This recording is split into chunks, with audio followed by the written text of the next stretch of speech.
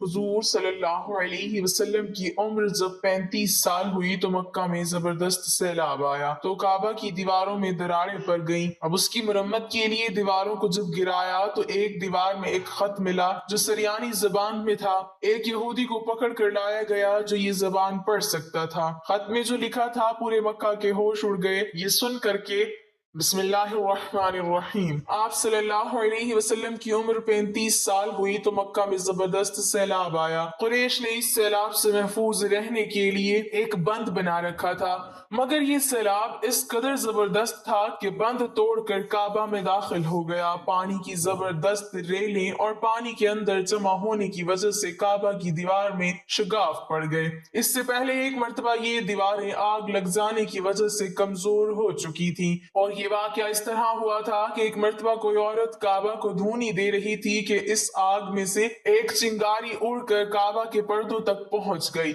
اس سے پردوں کو آگ لگ گئی اور دیواریں تک جل گئیں۔ اس طرح دیواریں بہت کمزور ہو گئی تھی۔ یہی وجہ تھی کہ سیلاب نے ان کمزور دیواروں میں شگاف کر دیے۔ سیدنا ابراہیم علیہ السلام نے کعبہ کی جو دیواریں اٹھائی تھی وہ 9 گز اونچی تھی اور ان پر چھت نہیں تھی۔ لوگ کعبہ کے نذرانے وغیرہ لاتے، یہ نذرانے کپڑے اور خوشبوؤں وغیرہ ہوتی تھی۔ کعبہ کے اندر جو کنواں تھا یہ سب نذرانے اس کنویں میں ڈال دیے جاتے تھے۔ کنواں اندرونی حصے میں دائیں طرف تھا، اس کو کعبے کا خزانہ کہا جاتا تھا۔ کعبے کے خزانے کو ایک مرتبہ ایک چور نے چرانے کی کوشش کی، چور کنویں میں ہی مر گیا۔ اس کے بعد اللہ تعالیٰ نے اس کی حفاظت کے لیے ایک سانپ کو مقرر کر دیا۔ یہ سانپ کنویں کے منڈیر پر بیٹھا رہتا، کسی کو خزانے کے نزدیک نہیں آنے دیتا تھا۔ قریش پہ سے خوف زدہ رہتے تھے۔ اب جبکہ کعبہ کی دیواروں میں شگاف پڑ گئے اور نئے سرے سے اس کی تعمیر کا سلسلہ پیش آیا تو اللہ تعالیٰ نے ایک پرندے کو بھیجا، وہ سانپ کو اٹھا لے گیا۔ یہ دیکھ کر قریش کے لوگ بہت خوش ہوئے۔ اب انہوں نے نئے سرے سے کعبہ کی تعمیر کا فیصلہ کر لیا اور پروگرام بنایا کہ بنیادیں مضبوط بنا کر دیواروں کو زیادہ اونچا اٹھایا جائے گا۔ اس طرح دروازے کو بھی اونچا کر دیا جائے گا تاکہ کعبہ میں کوئی داخل نہ ہو، صرف وہی شخص داخل ہو جسے وہ اجازت دیں۔ اب انہوں نے پتھر جمع کیے، ہر قبیلہ اپنے حصے کے پتھر الگ جمع کر رہا تھا۔ چندہ بھی جمع کیا گیا، چندے میں انہوں نے پاک کمائی دی، ناپاک کمائی نہیں دی۔ مثلا طوائفوں کی آمدنی، سود کی کمائی، دوسروں کا مال غصب کر کے حاصل کی گئی دولت چندے میں نہیں دی۔ پاک کمائی انہوں نے بلا وجہ نہیں دی۔ ایک خاص واقعہ پیش آیا تھا جس سے وہ اس نتیجے پر پہنچے تھے کہ اس کام میں صرف پاک کمائی لگائی جائے گی۔ وہ واقعہ یوں تھا کہ ایک قریشی سردار ابو وہب اور عمر بن عابد نے جب یہ کام شروع کرنے کے لیے ایک پتھر اٹھایا تو پتھر اس کے ہاتھ سے نکل کر پھر اسی جگہ پہنچ گیا جہاں سے اسے اٹھایا گیا تھا۔ اس پر قریشی حیران و پریشان ہوئے۔ آخر خود وہب کھڑا ہوا اور بولا، اے گروہ قریش، کعبہ کی بنیادوں میں سوائے پاک مال کے کوئی دوسرا مال شامل مت کرنا۔ بیت اللہ کی تعمیر میں کسی بدکار عورت کی کمائی، سود کی کمائی یا زبردستی حاصل کی گئی دولت ہرگز شامل نہ کرنا۔ یہ واحد نبی کریم صلی اللہ علیہ وسلم کے والد حضرت عبداللہ کا ماموں تھا اور وہ اپنی قوم میں ایک شریف آدمی تھا۔ جب قریش کے لوگ خانہ کعبہ کی تعمیر کے لیے پتھر ڈھونڈ رہے تھے تو ان کے ساتھ نبی صلی اللہ علیہ وسلم بھی پتھر ڈھونڈنے میں شریک تھے۔ آپ صلی اللہ علیہ وسلم پتھر اپنی گردن پر رکھ کر لا رہے تھے۔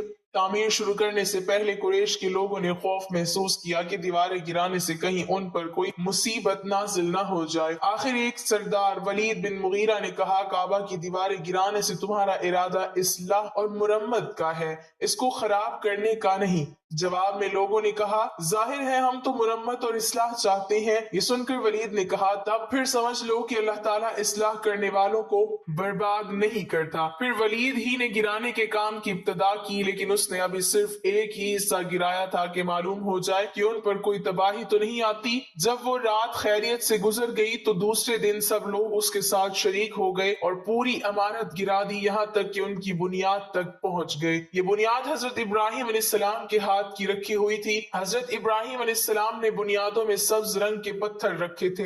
یہ پتھر اونٹ کی کوہان کی طرح کے تھے اور ایک دوسرے سے جڑے ہوئے تھے۔ ان لوگوں کے لیے ان کو توڑنا بہت مشکل ثابت ہوا۔ دائیں کونے کے نیچے سے قریش کو ایک تحریر ملی، وہ تحریر سریانی زبان میں لکھی تھی۔ انہیں سریانی زبان نہیں آتی تھی۔ آخر ایک یہودی کو تلاش کر کے لایا گیا، اس نے وہ تحریر پڑھ کر انہیں سنائی، میں اللہ مکہ کا مالک جس کو میں نے اس دن پیدا کیا اور میں نے آسمان اور زمینوں کو پیدا کیا جس دن میں نے سورج اور چاند بنائے، میں نے ان کو یعنی مکہ کو 7 فرشتوں کے ذریعے گھیر دیا ہے۔ اس کی عظمت اس وقت تک ختم نہیں ہوگی جب تک اس کی دونوں طرف پہاڑ موجود ہیں، اور ان پہاڑوں کے سردار ایک تو ابو قبیس پہاڑ ہے جو کہ صفا پہاڑی کے سامنے ہے، اور دوسرا کیکان پہاڑ ہے جو مکہ کے قریب ہے، جس کا رخ ابو قبیس پہاڑ کی طرف ہے۔ یہ شہر اپنے باشندوں کے لیے پانی اور دودھ کے لحاظ سے بہت بابرکت اور نفع والا ہے۔ یہ پہلی تحریر تھی۔ دوسری مقام ابراہیم سے ملی، اس میں لکھا تھا کہ مکہ اللہ تعالیٰ کا محترم اور معزز شہر ہے، اس کا رزق 3 راستوں سے اس میں آتا ہے۔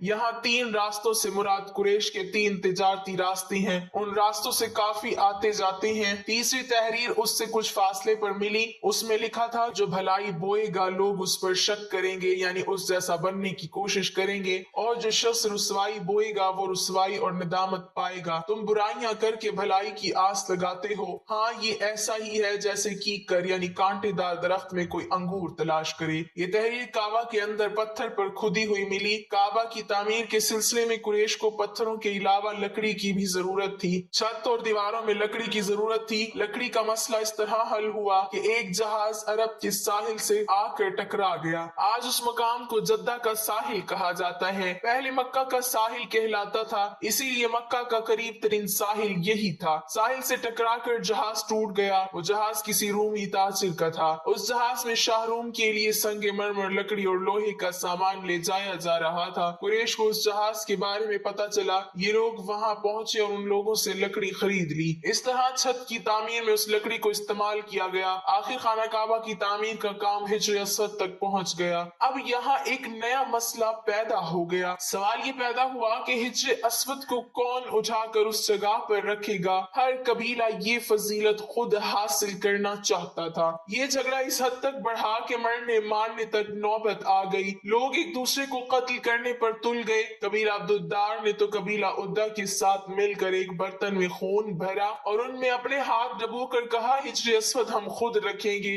اسی طرح دوسرے قبیلے بھی اٹھ گئے، تلواریں نیاموں سے نکل آئیں۔ آخر وہ سب بیت اللہ میں جمع ہوئے۔ ان لوگوں میں ابو امیہ بن مغیرہ تھا، اس کا نام حذیفہ تھا۔ قریش کے پورے قبیلے میں یہ سب سے زیادہ عمر والا تھا۔ یہ ام المؤمنین سیدہ ام سلمہ رضی اللہ تعالی عنہا کا باپ تھا۔ یہ قریش کے انتہائی شریف لوگوں میں سے تھا۔ مسافروں کا سفری سامان، کھانا وغیرہ دینے کے لیے اس سلسلے میں بہت مشہور تھا۔ جب کبھی سفر کرتا تو اپنے ساتھیوں کے کھانے پینے کا سامان خود کرتا تھا۔ اس وقت اس شدید جھگڑے کو ختم کرنے کے لیے اس نے ایک حل پیش کیا۔ اس نے سب سے کہا، اے قریش کے لوگوں، اپنا جھگڑا ختم کر کے تم یوں کرو کہ حرم کے صفا نامی دروازے سے جو شخص سب سے پہلے داخل ہوگا اس سے فیصلہ کرا لو، وہ تمہارے درمیان جو فیصلہ کرے وہ سب اس کو مان لے۔ یہ تجویز سب نے مان لی۔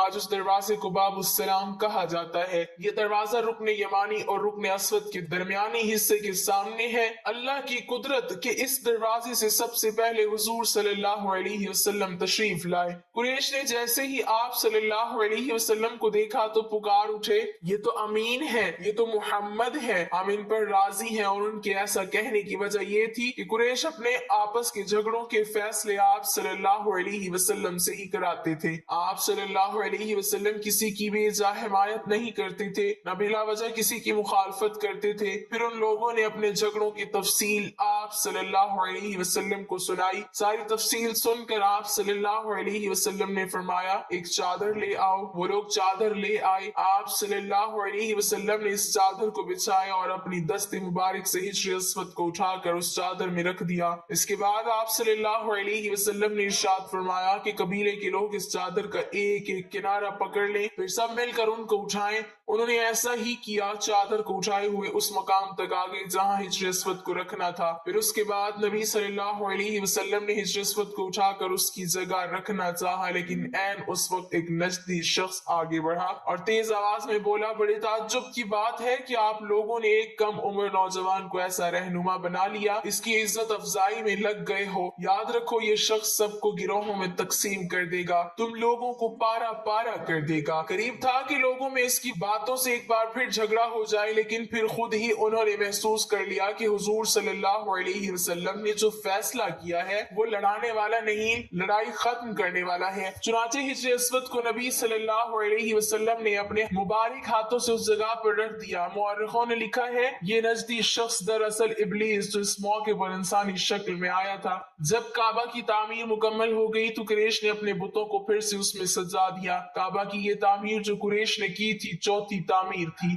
سب سے پہلے کعبہ کو فرشتوں نے بنایا تھا۔ بعض صحابہ نے فرمایا کہ زمین و آسمان کو پیدا کرنے سے پہلے اللہ تعالیٰ کا عرش پانی کے اوپر تھا۔ جب عرش کو پانی پر ہونے کی وجہ سے حرکت ہوئی تو اس پر یہ کلمہ لکھا گیا، اللہ تعالیٰ کے سوا کوئی معبود نہیں، محمد صلی اللہ علیہ وسلم اللہ کے رسول ہیں۔ اس کلمے کے لکھے جانے کے بعد عرش ساکن ہو گیا۔ پھر جب اللہ تعالیٰ نے آسمان اور زمین کو پیدا کرنے کا ارادہ فرمایا تو اس نے پانی پر ہوا کو بھیجا۔ اس سے پانی میں موجیں اٹھنے لگی اور بخارات اٹھنے لگے۔ اللہ تعالیٰ نے ان بخارات یعنی بھاپ سے آسمان کو پیدا فرمایا۔ پھر اللہ تعالیٰ نے کعبہ کی جگہ سے پانی کو ہٹا دیا، جگہ خشک ہو گئی، چنانچہ یہی خشکی بڑھتے بڑھتے 7 بر اعظم بن گئی۔ جب زمین ظاہر ہو گئی تو اس پر پہاڑ قائم کیے گئے۔ زمین پر سب سے پہلا پہاڑ ابو قبیس ہے۔ پھر اللہ تعالیٰ نے فرشتوں کو حکم دیا، فرمایا زمین پر میرے نام کا ایک گھر بناؤ تاکہ آدم کی اولاد اس گھر کے ذریعے میری پناہ مانگے، انسان اس گھر کا طواف کرے